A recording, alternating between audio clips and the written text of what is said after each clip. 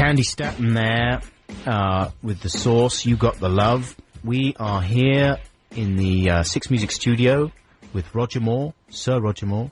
No, Charlie Moore. Jimmy Moore, Johnny Moore.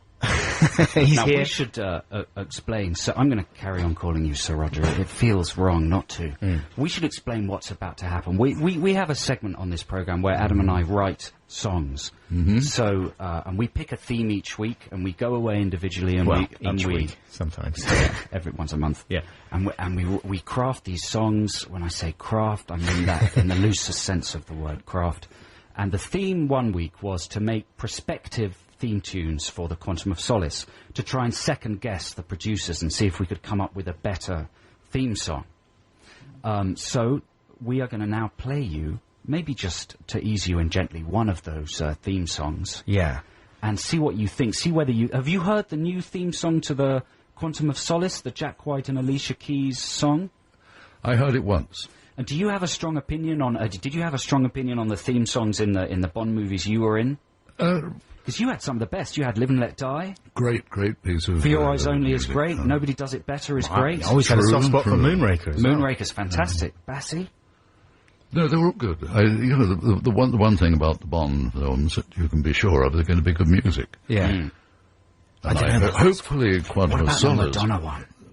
Obviously, you couldn't say anything at all, really. Did Madonna do one? Yeah, she did. Die Another Day. Yeah. Oh Lord. Analyze this, Freud. It had all sorts of weird talking in it, and it was odd. Well, listen. It's genuinely regarded as the weakest theme. Yeah, the weakest link. Let's play ours now. Do you want to go first, Joe? Or? Sure, yeah. Yeah. Mine is just called The Quantum of Solace, and see what you think of this song, Sir Roger.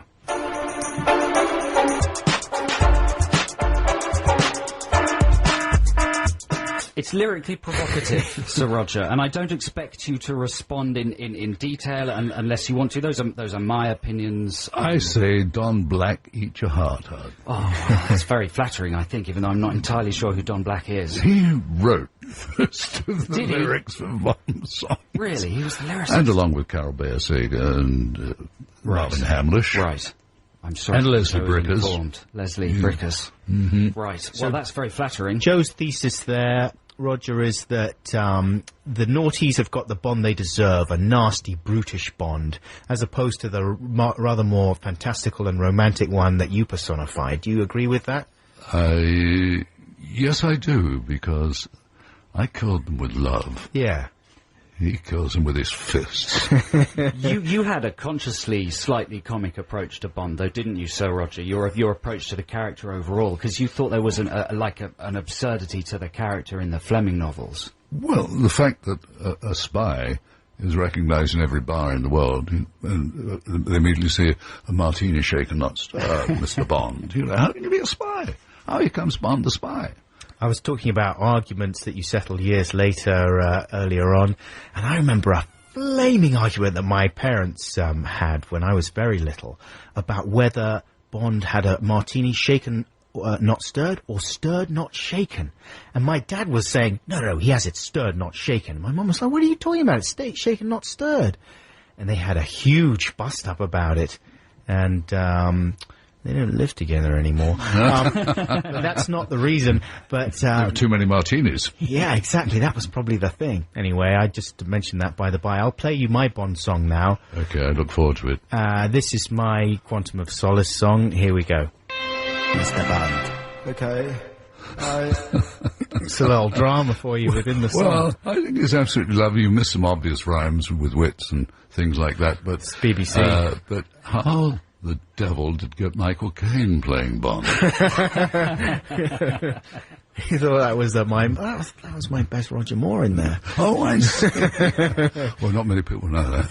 Now, so Roger, it's been really nice meeting you. We're almost at the end of the show, and I feel frustrated because it took us a while to get over our nerves at meeting you. It's quite overwhelming, and I imagine a lot of people who do meet you do get very tongue-tied and starstruck to have someone as iconic as Bond suddenly in front of them, and you are... You're talking about me. Yeah, Joe Cornish. Do you get a lot of nutty fan action do you have to be sort of careful sometimes? No, my favourite one is when people say, "Are you who you think you are?" Yeah. Would you be interested in doing a spin-off Bond film that Adam and I might write? You know, like Sean Connery did Never Say Never Again. If Adam and I were to find some kind of legal loophole and write some kind of Bond film, because I think you're still, you'd still be great. Harrison Ford is back in there. Everyone's coming back. Yeah. The rules are being broken.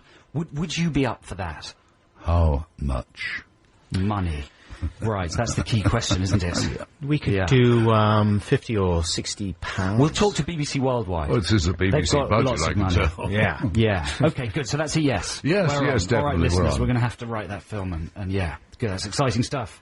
Roger, thank you so much for coming in. Yes, thank you. And we should stress, of course, that your book has been a highly enjoyable read for both of us. Thank you. My Word is My Bond is the title. And you're looking very sexy in there. We both thought you were fantastic on Jonathan Ross the other day. Oh, thank you. Thank you very much. How was that? We were speculating as to whether, what's it like there when you go on the show? Do you get given like a little drink in the green room there beforehand, or No, there's water. Right.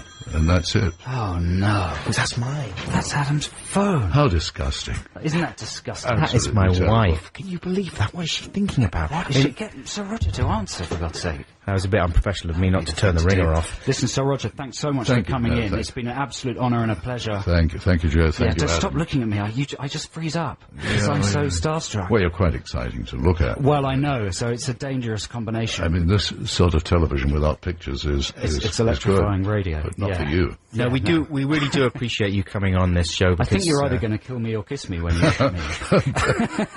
That'll kill you if I kiss you, I tell you. It's going to be kiss, kiss, bang, bang. You never know where my tongue has been.